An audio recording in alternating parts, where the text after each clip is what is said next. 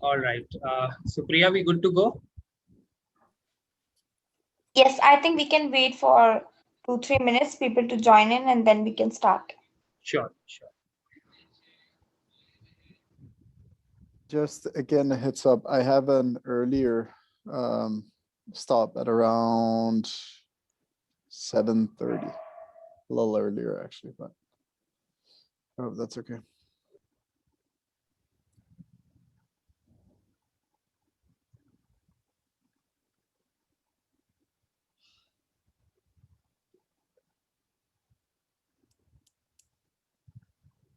We need some music, Parth. Sorry. We need some music.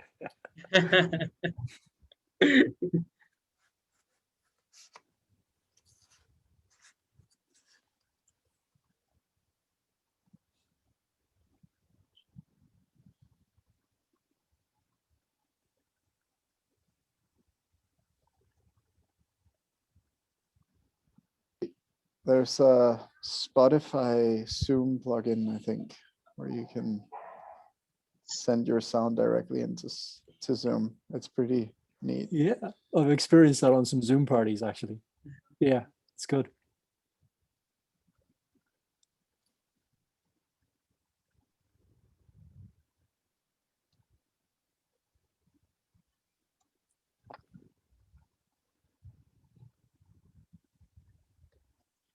Yes, a couple of more minutes. We'll allow more people to come in.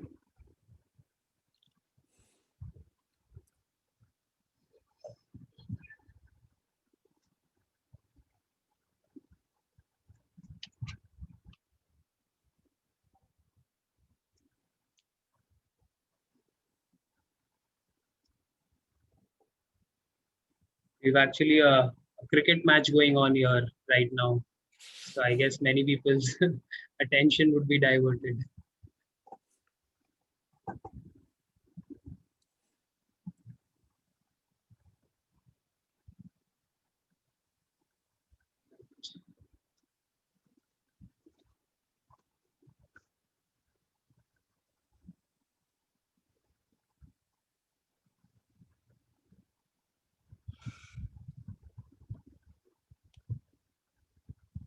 Priya, we'll wait for your, yeah, sorry, Vakis is saying? Hopefully not India, Pakistan, right? No, no, no. It's India, England, actually. Oh, wow.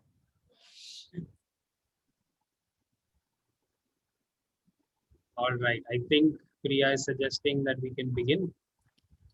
And what I'll do is I'll quickly share my screen.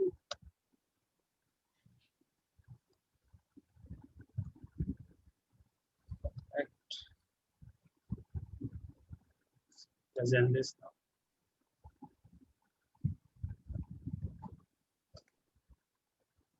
Great. All right. Hi, everyone. Thank you. Thank you for joining in to our webinar, which is being conducted by Xoxoday in association with Freshworks and Typeform. Really obliged that you all are all here now. So before we kind of dig into the conversation, I'll just quickly, as you can see, the topic is closing the enterprise customer in record time. So just want to fill everybody in on as to exactly, why have we chosen this topic? So I guess, it's quite common knowledge that we know that technology is evolving at a fast pace, which does affect our lives, in multiple manners. As an extension, it also does affect the way businesses, evaluate product and services. And, keeping that in mind, we also really need to think the way our sales methodologies come about and the kind of processes and approaches we take up. Just a couple of things that are right now ubiquitous with the, the whole B2B game is, today we all know that we are in an information age, but that is kind of now transcending into a perspective age. By that, I mean that, the customer not only has information about you, but even before they get on a call with you, they've already kind of built a perspective about you. So in many ways, it's a positive thing. In many ways, you also need to circumvent it, right? The other one would be that, of course, the pandemic has thrown all of us a curveball. We all are working from home. All the speakers, we all have joined here from our homes respectively. And that kind of, if you look at a prospect or an individual, a professional, they are currently all under one roof. They're balancing their professional and personal lives, right? So engaging them becomes that bit a little bit more challenging, and hence we need to be mindful of these. If I just kind of look to translate these into very tangible statements, problem statements, which any common SDR also would kind of concur with.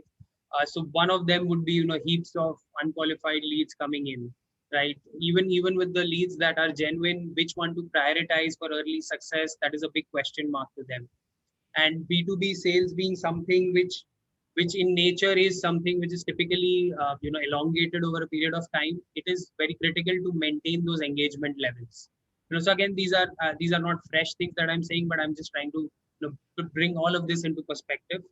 And this kind of translates into the agenda of today's call.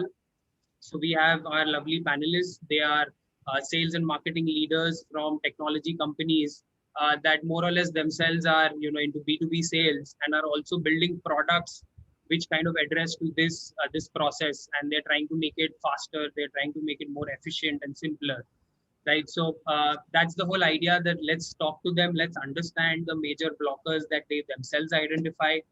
What are some of the methods that they themselves adopt and are kind of propagating here, right? So without further ado, what I could do is I could quickly introduce the speakers that we have today. So to begin with, we have Vakis Rigas. He is the head of product marketing at Typeform. He's previously also held global product leadership roles at Google, where he's worked with Maps, Waze, News, and Ads. Secondly, we have Scindia Balasingh. She is the current the head of global partnership marketing, and she's with Freshworks. She's also recognized as top 20 women catalyst in Indian IT ecosystem by SME Channel. Out of her sheer passion, she also runs a podcast, which is Move Lead Hers, which is for women leaders, and a platform where they can voice their experiences. And then we have Ben Sullivan. He's our very own from Xoxoday. He's leading our endeavors in Europe. He's somebody who began his journey with Intel. He's worked with Fortune 100 companies like IBM and VMware, and he's also taken up leadership roles and management roles at many successful startups. So yeah, he comes from quite a wide domain. So yeah, moving on to I would say Vakis to begin with. So with before I kind of pass on the baton to Vakis, just a quick intro to Typeform. Not that I think it's warranted, but still for the sake of the audience. So Typeform is a Spanish SaaS organization that specializes in online form building and online surveys. They produce millions of forms every month, right? So yeah, Vakis, hi, thanks for coming in. And my question to you would be that, given the fact that you're a product marketing leader, Typeform is a product that we can, we know that it is applicable at the discovery phase. Would like to understand from you what would be the biggest blockers or challenges that you and team Typeform identifies with. Sure, and thanks for having me. A lot of the things that we're seeing today is that people are super busy. Like, I think this is something that's been true for many years, but I think in overflow since March last year, everyone was pushed into a situation where the lucky ones had to like work from home. Some were not even able to work at all, and all of the processes that we've set up made everything a lot more complex. All of a sudden, people weren't logging in from their offices, which means that relying on data from sources like Clearbit wasn't as accurate, at least in the immediate term. And that presented us all with a bunch of challenges. And a lot of the things that like we could get access to before are no longer available, which makes it really hard for marketing teams. It makes it really hard for sellers as well. And a lot of a salesperson's job is to go into a meeting, create some level of rapport with the customer that they're dealing with.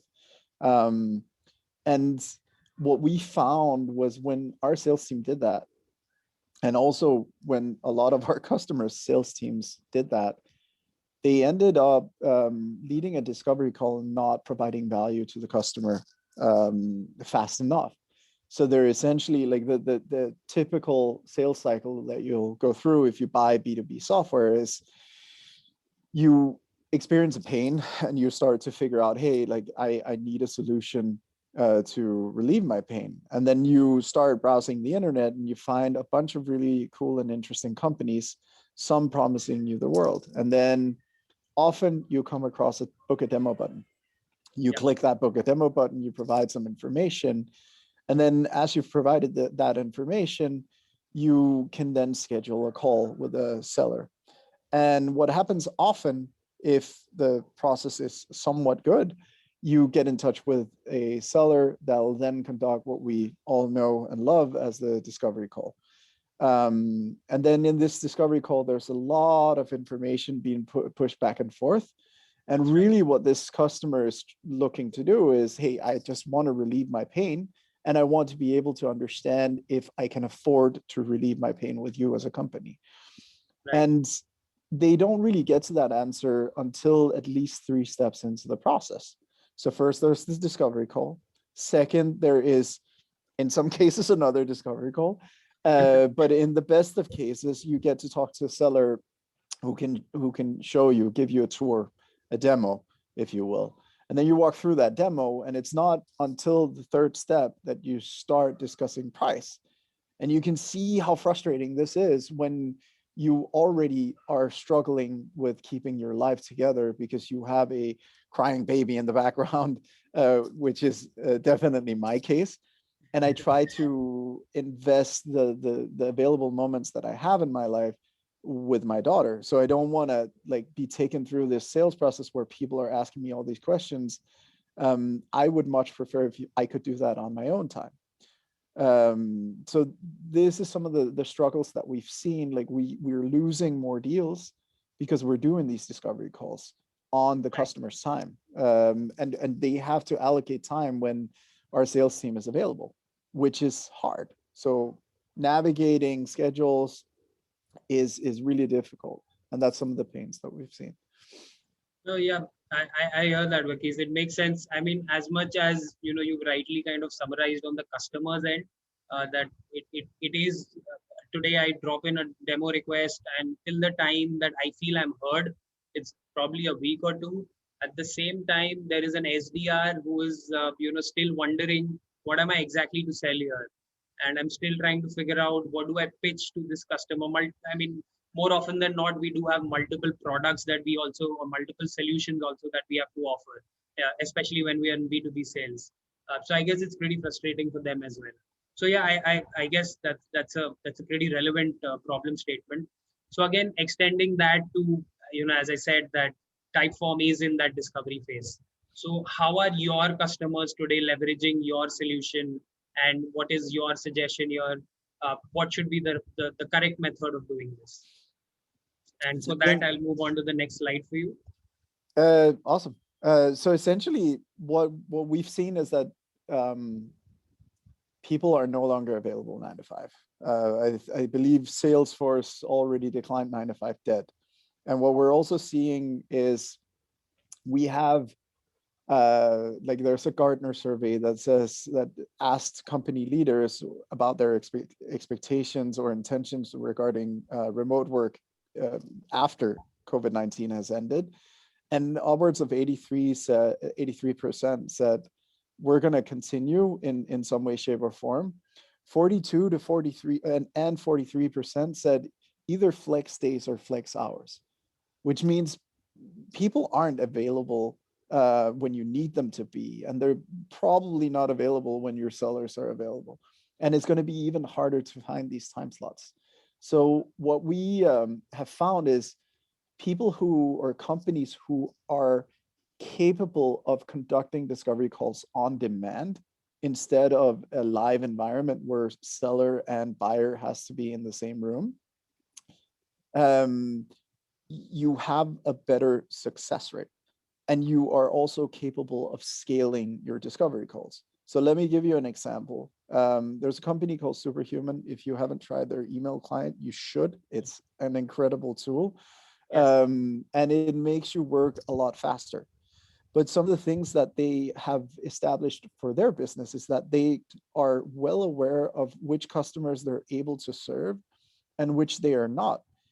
They've built a product, and this might have changed since then, but a product that at the time was only really available on iOS and would work on Apple laptops. And what they're doing is they're trying to understand what the customer what their customer setup is, but they do it through a Typeform. So they essentially just ask you question after question to determine your needs to see whether or not you're a good fit. And the bonus part of this is the customer gets to do it on their own time when they are accessible and when they can do it. They can do it on their mobile device. They can do it on a desktop, whatever they feel like, they can do that. And as they're guided through, expectations are set. So the customer gets a good idea of what the price is like.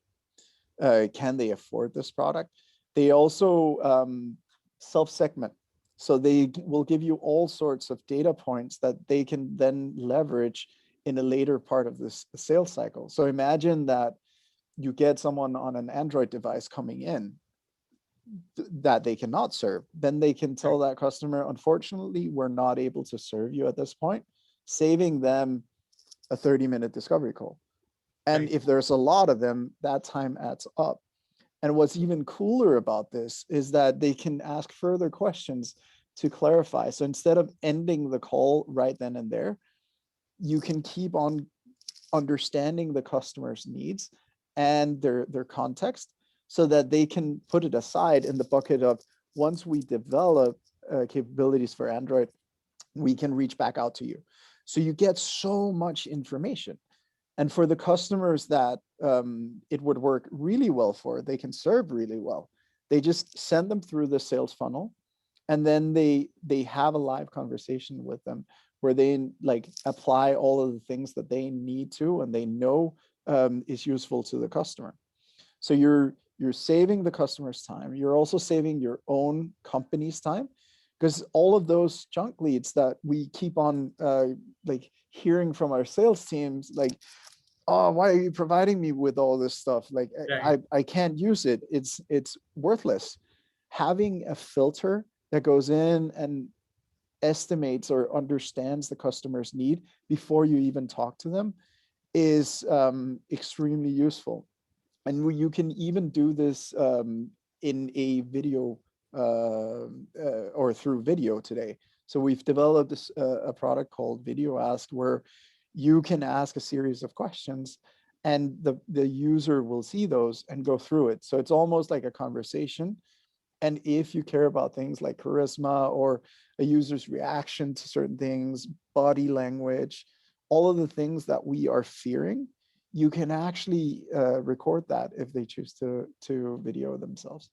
So there's a lot of things and hoops that you jump by simply applying this. And instead of having discovery call with 10 people, that'll take you, if it's 30 minutes each, 5 hours, you do this at scale. So you could do 1,000 customers overnight, and then you just let the system self-segment the customers, and then you have a talented account exec that can go out and close. Right. So with video ask, I mean, that's a quite a novel approach, where instead of, typically that's what we're going to do. We're going to connect on a call. We're going to do our pleasantries and get to know each other better till we get to the crux of it. I guess that's where video ask comes in, that it kind of expedites that for you, and it allows the customer to also respond at their own time, so to say, right? Exactly. So you have these like back and forth conversations, and the cool thing about Typeform is that it's one question per time. So you can ask a question, and based on that answer, you redirect them to the flow that they need to. Maximum respect for the customer's time, and you can take them out of the sales funnel immediately if they're not a relevant client, which is to everyone's benefit. Right. And typically, I mean, in terms of the responses that you've seen or the acceptance from the customer that you've seen on this front, how's that been? So we hear it from different parts. We try to do these activities on our own part, and our customers are using it, and a lot of them appreciate it. They even go to the extent where they like send thank you notes and say, hey, thank you for this. Please let me know when I can get access to it. And also in some cases, if you set up requirements for the ideal prospect, what we're starting to see as well is that when people don't respond to the ideal persona and they get a no, they will reach out to you and say, hey, actually, I responded that this bit was super important to me, but if I can get access to your product, I don't actually need that bit as much. I'm okay with it not being there because the pain way surpasses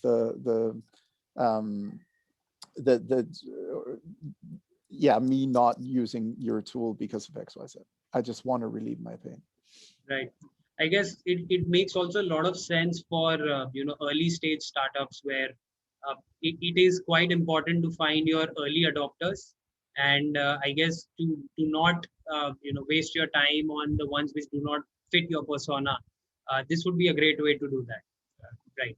I guess that's. Thanks, Vakis. I think that was quite insightful. Thank you for those those inputs there. I guess we can now move on to Scindia. And so yeah, as just again a quick intro to Freshworks before I hand over the baton to her. So Freshworks is a SaaS organization that provides innovative customer engagement software for businesses of all size.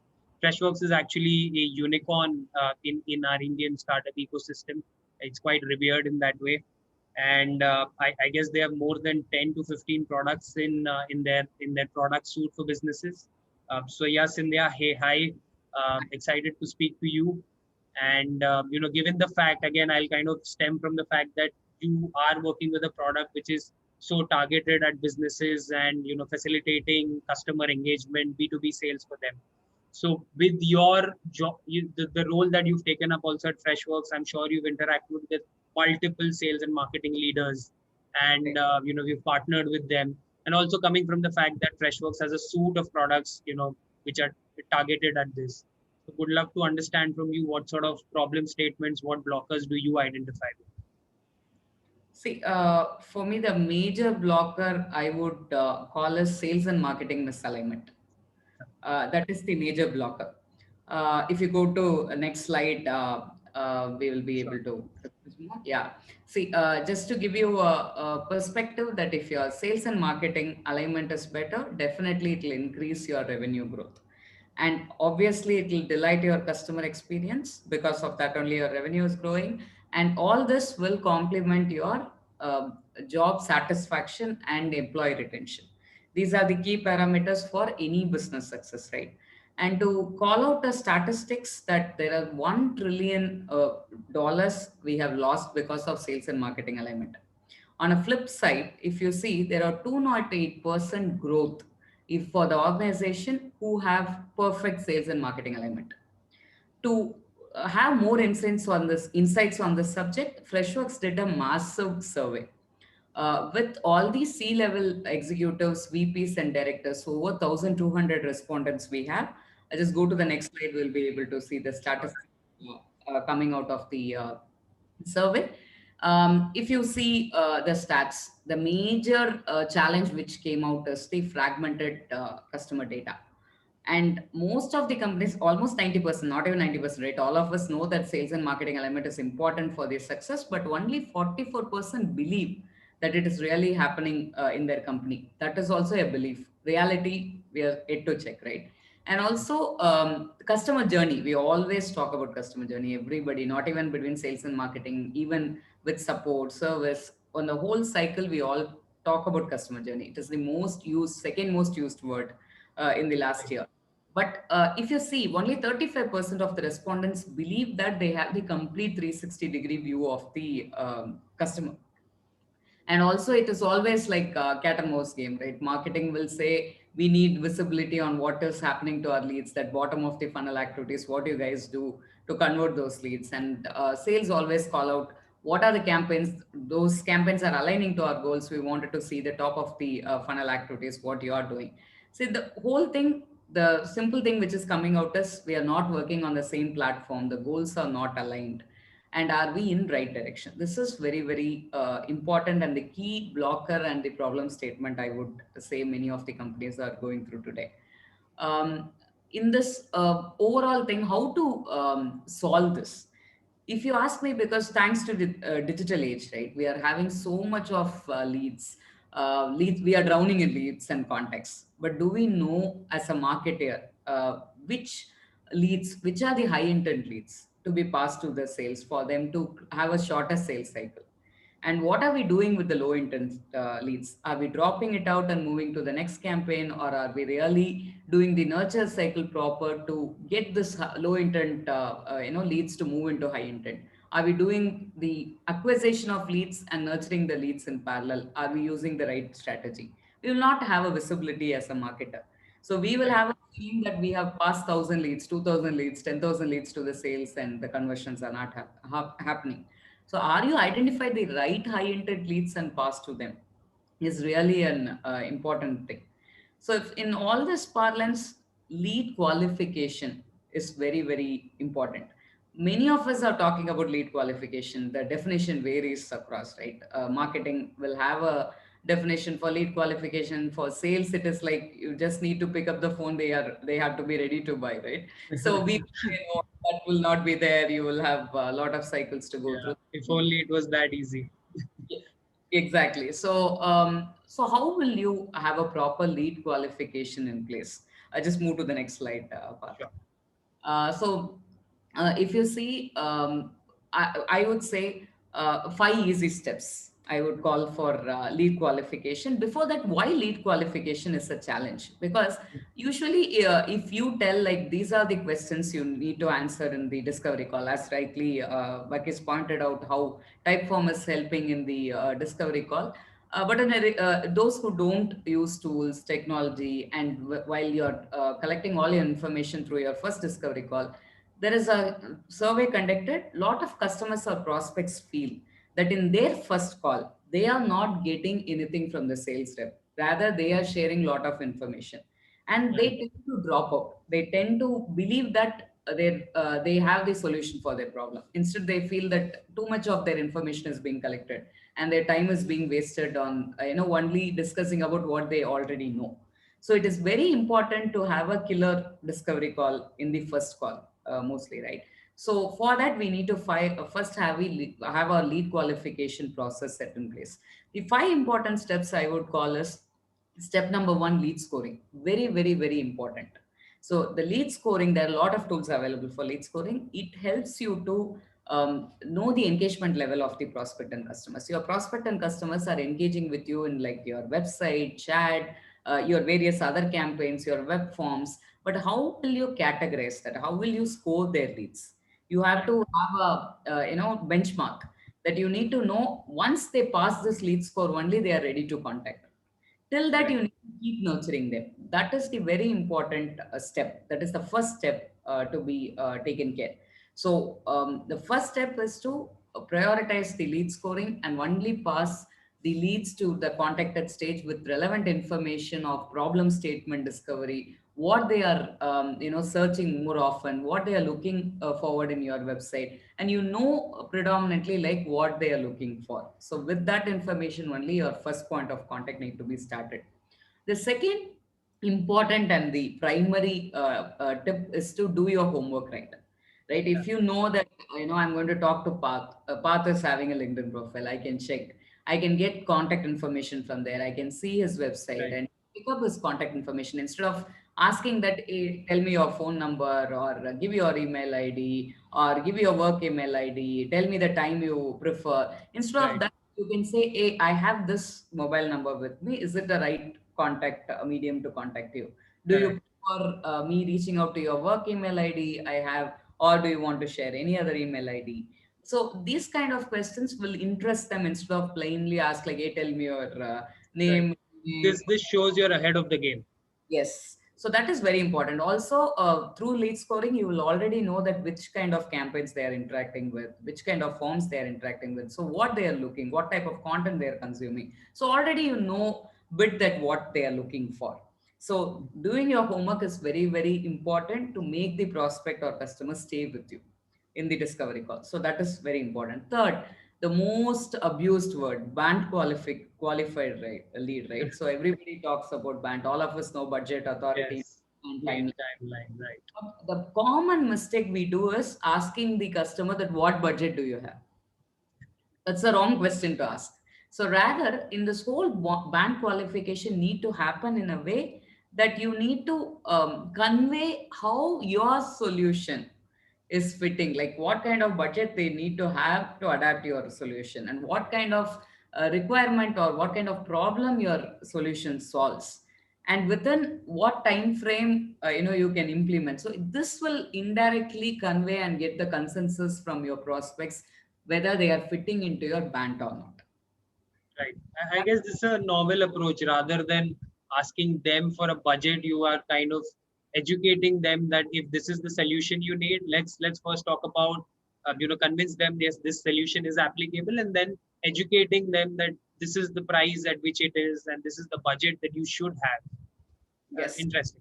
Right? There is a very common approach, many of them who is in SDR might be knowing. It's spin approach, we will call it. How to get this band information rightly. So spin, S stands for something like, first you need to understand what is their current situation.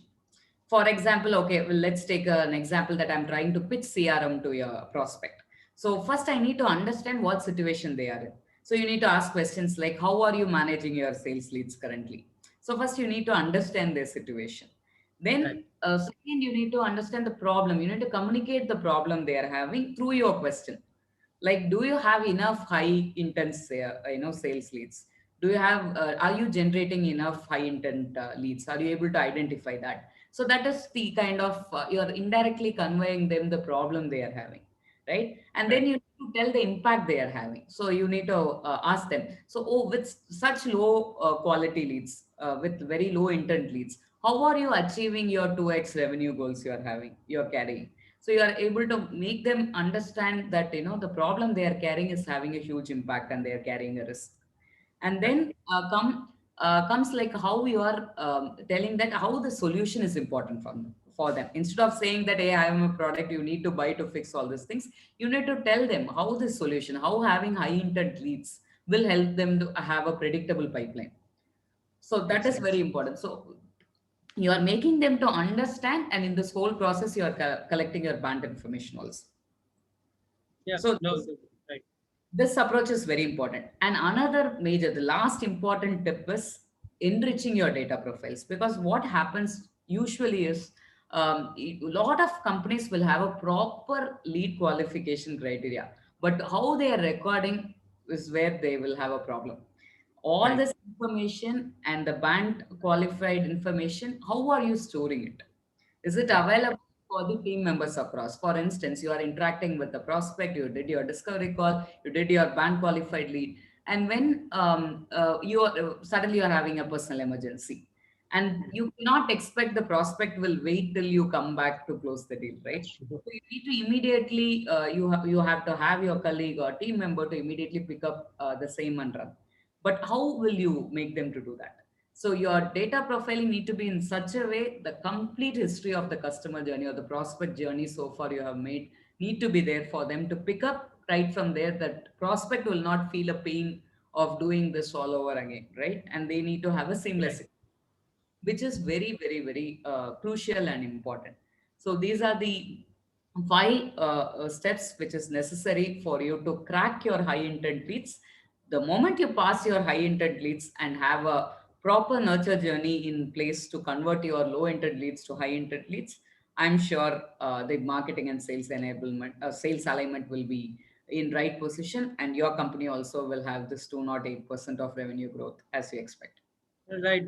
I guess what you beautifully put in picture is that closing a enterprise client faster is not just about whichever lead comes in, you push them to that, but it's more about identifying where they are at, uh, identifying the ones who are closest to probably a decision to taking a buyer call and working on them. That's how you kind of expedite your sales cycle. And the ones who are not, let's focus on educating them. Let's broaden their perspective. Let's enrich it.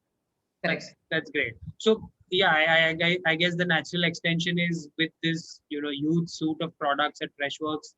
How do we do this? What solutions can we look at? Can we change the Yes, sure. yeah. So we already discussed, right? It is very important to give the customer a very good experience, a prospect a very good experience, and that in turn will increase your revenue, and this will increase your job satisfaction. These three are very, very important. How do you do this? In today, sales and marketing, especially in this work from home situation, or as your team grows, it is very important. Both sales and marketing works in the same platform, right? They interact in one place, and they have the visibility of the complete customer data, 360-degree view they need to have.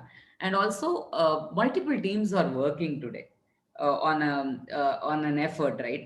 Today, even in marketing teams, you have multiple marketing teams. You will have a simple marketing team, field marketing team, you will have partnerships team, you will have customer marketing team, you will have SDRs doing outbound. So how are you, all of you may go after the same time.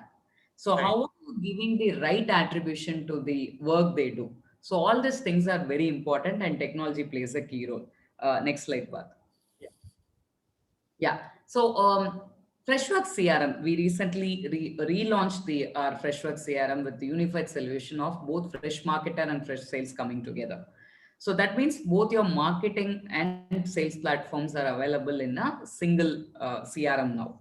So this will give the complete, 360 degree of customer, and with Freddy AI enabled, you will have the insights on pipeline, and you will be able to see the complete deal insights. Just if you go to the next slide, Parth. Sure. Yeah. So it is very important, right? From if I have to come, that first I need to identify more opportunities. I wanted to get more leads, and I wanted to make them interact with me more. So we have a lot of features. We have our web forms, chatbots. We can track visitors. We can do lead scoring. So this will help marketing to set up their journey, personalized journey for the customer, right? The way you interact, your email journeys also will be fixed accordingly, and your prospect will also get an experience. Instead of getting a junk mail, they will be getting what they want and what they are looking for. So that it's an important role we are playing already. And sometimes with our chatbots, with certain automation on the process, we are also making certain interaction very personalized for the customers or prospects basis on their interaction journey with us. And also, how will you close your deals faster? The more details you have, the more insights you have, so that you know where you need to course correct, where you need to change things, or where you need to pull back. Okay, they're having this problem. Maybe I'm doing it in this direction. I want to do it something. Maybe I have to give this offer. So more and more AI-enabled insights we give. And it's not about CRM is not about just managing your pipeline and closing the deals, right? It's also about maintaining the customer relationship for lifelong. So how are you nurturing the relationship? How are you seeing their behavior and educating them to use the product and recommending for upselling, cross-selling? So, and how are you taking care of their support issues, service issues? So everything is available on a single platform. We have our Freshdesk also integrated with this. So overall, the complete 360-degree view and journey of the customer, and the experience for them, right from prospecting till being a customer, or even continuing as a customer and converting them to advocacy, Freshworks CRM can do that. If you go to the next slide. Sure. The very important feature we talk is about Freddy AI, the artificial intelligence. The world is moving towards AI. It is very, it's a wrong myth that AI can do anything on its, everything on its own, right? But it's a hybrid always. So Right. this hybrid, how it helps is, like, you will take actions at the right time through the insights what you are having. And the conversions are faster. because you will know where to pitch, where to elevate, where to educate them, how to improve the productivity of your salespeople, agents by automating certain responses, giving automated personalized approach of content, right, from content consumption to product usage. So in overall, our AI Freddy coupled with Fresh Marketer and Fresh Sales is called our Freshworks CRM now. And I'm sure all the challenges we have discussed on the sales and marketing alignment will get solved through this as a technology path. Fantastic. This seems like one whole package. Yeah. And yes, AI is the buzzword. I guess you put it in perspective also quite nicely. It's not that AI can do anything and everything. Yeah. It's about leveraging it right. Now that makes sense. Thanks, Cynthia. That was quite insightful. I guess we could now move on to our very own Ben. But yeah, before I do that, to the audience that is here, just wanted to make a quick announcement that we do have some exciting rewards for you all if you just stick around till the end. As you can say, Xoxoday is a reward and incentive platform. And of course, we would like to incentivize and reward you all as well for the time you all have shared. So yeah, moving on. Ben, hi. Thanks for taking this up. Ben, as you know, you've been a sales leader. You've had experience across the domain, right? I'm sure you worked with sales teams of different sizes, and I guess you can put things in perspective in terms of how does an SDR, somebody at that level, recognize with the challenges that come with sales, and of course, the various ways that you kind of guide them or shepherd them through, these challenges. That would be fantastic to hear from you, Ben. Oh, sure. No problem.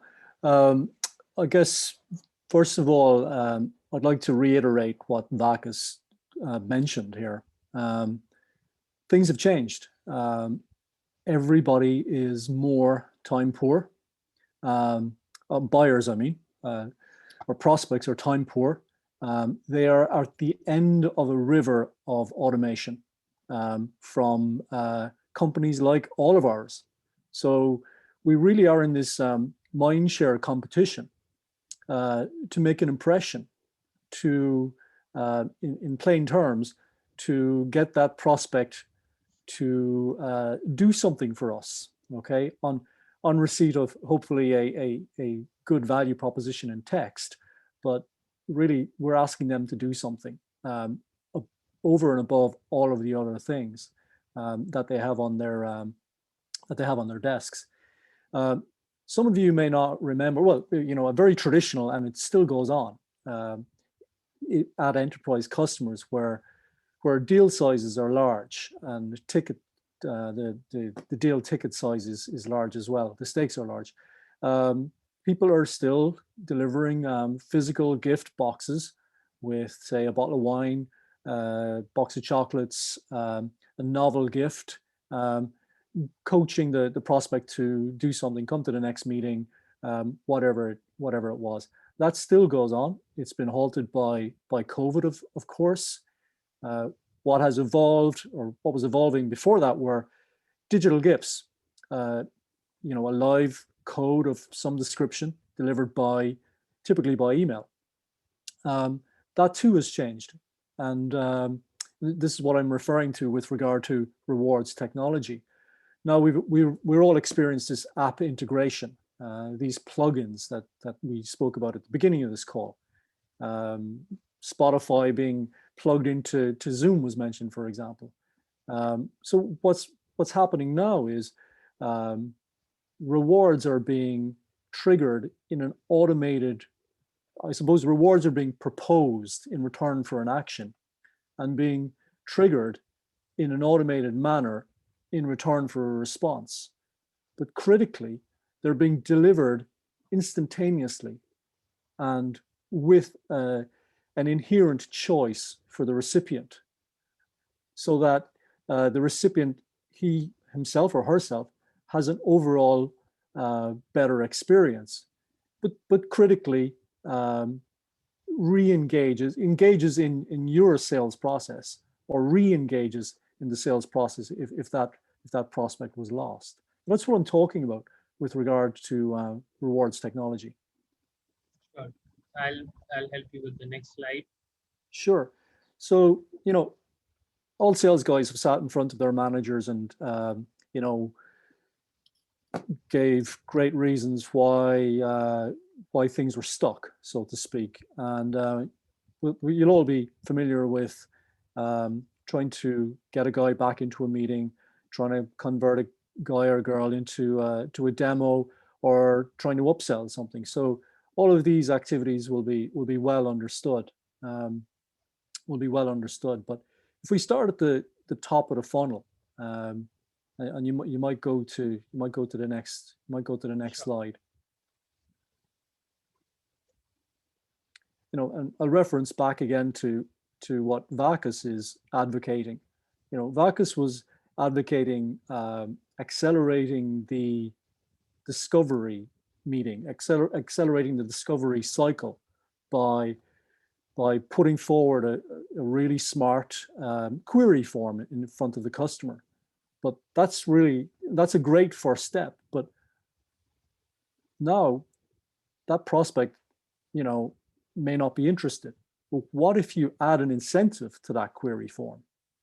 Now, with the appropriate incentive, you've doubled down. And I'm always talking about accelerating the process here. You've doubled down. You've hopefully accelerating the discovery call by collecting great information, but you've offered an incentive to the prospect to fill out that query form. And that helps move the marketing qualified lead onto the sales qualified lead by accelerating that insight. Right. So that's what I'm referring to there. I think you could, and maybe just elaborating what's that really about. So, when I fill my type form and when I hit submit, technology in the background via a provider like ours automatically and instantly sends an email with a live code for redemption to the prospect. That's what I'm talking about here. Sure. So if you could take it to the next slide. Yeah. Please. Yeah, it's just a little slow. Okay, no problem. Technology. Yeah. Okay, so I'm kind of going down the funnel a little bit, from the top of the funnel where you're trying to acquire that lead. And now, let's take the scenario of trying to move that lead into a meeting or into a demo. So, to elaborate early from what I said a little bit earlier, what if you're offering the incentive something very targeted and a choice? On the panel to the right there, I believe this is just a graphic, but it represents the recipient's smartphone. On the smartphone, that recipient can have up to, in our case, up to 10 tiles. Here we show 4, where he can instantly redeem from a choice of, I believe it's a coffee voucher, a grocery voucher, or something like an Amazon voucher, just to, I suppose as an incentive, as a token. This is far from a bribe, as a token to, or a nudge, if you like, to accept that demo request. And these can be, plugins have meant that we can issue something like this from, a dashboard from a provider like Xoxoday, or from inside an automated workflow inside a CRM tool like Freshdesk, or even from a button inside our Google Chrome browser. Right, Ben, I guess this is also a good take on when we usually want to engage with our prospects. Earlier, we used to take them out, for a cup of coffee or for a lunch. This kind of virtual version of it, so to say.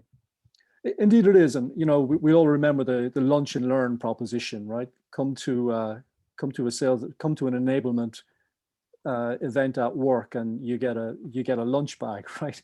That can be replaced by you know, an Uber Eats voucher or a Deliveroo voucher in this manner. Right. That's the age we're in. Yeah. Sure. Next slide, so please. Yeah. Yeah, and then this is really about, you know, re-engaging with people, right? So the reach back activity that a typical sales guy has to do, either to a pre-sales prospect or to an existing client with an upsell target. Proposition is quite the same. It's really delivering an instant incentive, you know, without the sourcing problem, without the procurement problem, without the delivery problem, to the recipient, who again can redeem instantly for the action taken. Right. You could take it to the next slide then, please. Sure. You know, all sales guys here will know the value of a referral, and will know the extreme value of a brand advocate. We're working with a client in the US at the moment who prepare listings of legal and accounting firms in the US. They're looking to expand into Canada, and they're leveraging their existing client base, seeking referrals to that client base network, that client base's network in Canada, and in the same way, creating an incentive via that client's CRM tool that is designed in the workflow and is triggered for delivery on completion of a referral. So again, very much the same technical tactics, but at the bottom of the funnel. Right. And I guess, Ben, from the fact that, you know, you work with startups as well, it's quite critical. If I have a you know, ideal customer persona, I have a customer that fits it. If they refer me to somebody, it's more or less highly likely that they would match that. So that just makes referrals that tad bit more important, right, to the sales funnel. Indeed, they're highly valuable. Right. Sure. So yeah. Oh, okay. So look, this was just a quick slide to show how we work with Typeform and how we work with Freshdesk by plugging in to their application. Indeed, we conduct this with other vendors in ticketing space, in survey space, and in CRM space as well, or anything that can leverage a meta API like Zapier. Right. That was all. Yeah, great. Thanks, Ben. Thanks for your insights. So yeah, thank you guys for attending. But we do have, as I said a little while ago, we do have a few poll questions also for you. So Priya, can we share that across to our attendees?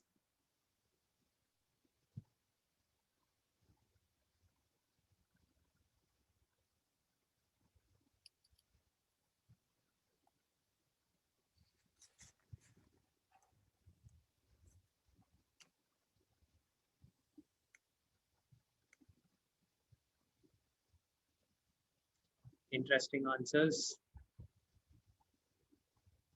Actually, the first time I've seen a Zoom poll.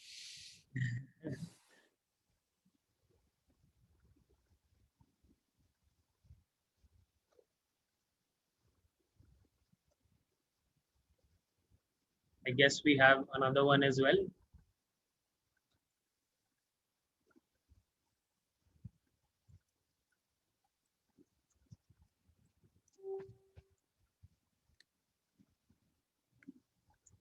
Priya, can we move on to the next poll?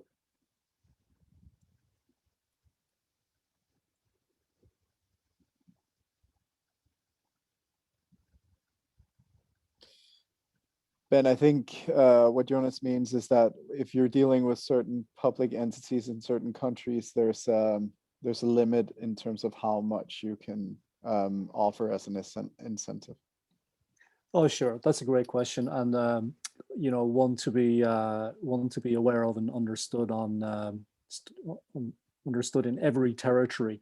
And and indeed in every client. Some clients, particularly enterprise ones, have internal rules not to accept a gift, say, greater than $20 or $50. Not a very satisfactory answer, I would say, is the responsibility is on the user to understand the local regulations and local practices. I saw that there was another question. How has decentralization affected the discovery calls you guys have had in the last year? And I believe that was based on now that people are more remote and not working from an office any longer. And from our part, the main takeaway is it's been really difficult to get a hold of clients. And also clients get a lot more emails in terms of like, outreach, direct outreach. You probably all have a filled inbox. I know I have, I get about 10 to 15 of these a day. And the more people get more advanced in ABM or account-based marketing, that's only going to increase. So that's one of the things that we all have to keep in mind as well, is like, if there isn't these incentives like you can have with Xoxoday, or if you don't have any background, which like you often will need, it's going to be really hard to reach your clients going forward. And having an approach where you do highly targeted marketing, get them onto your website, and can establish some level of intent, it is crucial to have either a form or some other tech that will help you understand and conduct the discovery call before you even talk to the customer. That way, all that information, if you're using a Typeform, can funnel directly into Freshworks solution, so that you have a full overview of your customer when you need to talk to them. So I guess the short answer is make sure that you reach or allow for a reality where you can reach the customer on their time and not on your seller's time. So yeah, to all the attendees, if you all have any more questions, I think we've got one coming in. I guess this is to Scindia. What are the parameters or lead properties which can be utilized when trying to measure which lead is high intent lead? So I guess, how do we identify high intent lead? That's the question. See, a high intent lead always you can measure through fit, engagement, mainly fit and engagement level. So fit is something whether they are fitting your persona goal. For example, if you're trying to sell a CRM, I'm taking an example. Your persona is sales, marketing, or a chief digital officer who wants to do. But if maybe a customer success officer or somebody is trying to, they are engaging with your content often, and their engagement level may be high, but their fitment level may not be high. So you may try to understand why they are coming. More engagement is required with them to understand the intent, and then pass it on to the SDRs instead of them just picking the call and asking, what are you do you want to buy CRM or so and so. First we need to understand their intent. So fit is very important, and engagement is another level, right? If they are often engaging with your content, often engaging in the your forms, as Vakis rightly pointed out, it's important to have the right form, and how they are engaging with your forms. Sometimes you will see in your nurture cycle or in your email journeys, they will often click, but they will not fill the form. So you need to understand why that there is a click to fill ratio, why there is a drop. Then something in the form, are you asking something which you already know, or they don't want to share, or where the drop is happening? So that is something we need to understand, right? So that are the parameters. So to a marketer, when you are really measuring a campaign, it is very important. A high intent lead is to measure: are we going after right TAM? Are you going after right personas? Are you going after with the right content or the form to capture? So fit and engagement level is something you need to measure. for the high intent leads. And that's a fair answer, Scindia. We have another question where Mr. Reddy is asking that marketing techniques are still in mass contact mode, which marketing is by function something that you throw the net out, right? But they how can they be much more targeted? Well, let's say for example, if we have rural areas in India to target, so how do we cover these priority markets? Is the question. See, today, targeted campaigns is the most abused word, right? We say targeted campaigns and we create a common content and we will just say, I wanted to go after 500 plus employees, all the head of customer success or customer experience or head of marketing or head of sales, please run this campaign. That is not targeted campaign. So actually, lot of people confuse between ABM, targeted campaign, mass campaigns, right? It is very mixed up thing. But if you really looks for what is targeted campaign, is something you try and know their problem already. That is targeted campaign. So maybe like it is not like all the customer experience head or all the sales head or the marketing head will have the same problem. Right. Right? So first you need to understand whom you are going after, what kind of problem you are solving for, and what are the who are the audience who will have that problem. Are they really having it? That's where we come today. It comes right. Lot of what is called top of the funnel. Why we are going with top of the funnel? A white paper or a survey. When you start the campaign with a white paper or survey, there you are reaching out to a lot of audience, but through their engagement, you are narrowing down their intent.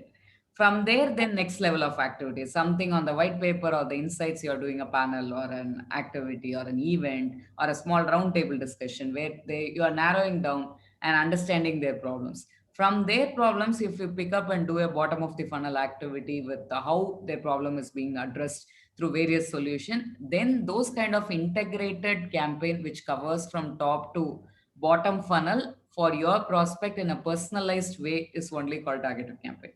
There are a lot of tools to do your targeted campaigns. Obviously, you can do it in LinkedIn, or you can have your partners or content syndication vendors who can identify your target audience. If you give their demographics or your persona whom you are wanting to target, but how you wanted to fix the message is something you have to decide by launching an integrated campaign where you will understand their intent from top to bottom. That is the targeted campaign. Fair enough. Thank you. Thank you for those insights. So I guess I don't think we have any more questions. So to the attendees who've stuck till the end, I'm just posting a link in the chat. This is where you can, if these products that we spoke about, the solutions we spoke about, if they're making sense, we are incentivizing you to know more. If you book a demo with either of us, there are exciting rewards to be had. Hopefully we get some more interest from you all. But yes, thank you, Ben, Scindia, and Vakis. It was lovely to speak to you all. Thank you for your time. I guess here in India we're ending our day, but most of the attendees, they're probably just starting the day. I guess Vakis is more or less in the middle of it. So yeah, thank you guys. Thank you all the attendees for coming in, and much appreciated. See you around. Bye bye.